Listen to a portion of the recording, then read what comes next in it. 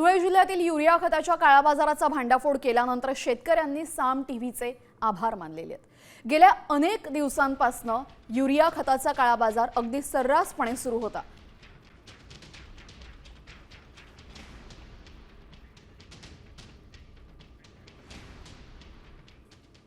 काल जे sting operation केलं साम टीव्ही युरिया लिंकिंग बाबत युरियाचा काळा बाजार जो साम टीव्हीने दाखवला त्याबद्दल साम टीव्हीचे खरोखर अभिमानास्पद गोष्ट आहे। त्याचे खरोखर कौतुक केले गेले पाहिजे।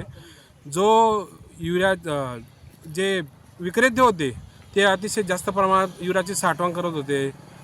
त्याची युरियासोबत काहीतरी तुम्हाला दुसरी वस्तू घ्यावी लागत होती, असा जो प्रेशराईज करत होते त्या कुठेतरी त्याला चाप बसेल। स्टिंग ऑपरेशन करून जो काही गैरप्रकार उघडकीस आणलाय तर त्यासाठी साम टीव्हीचे पण अभिनंदन।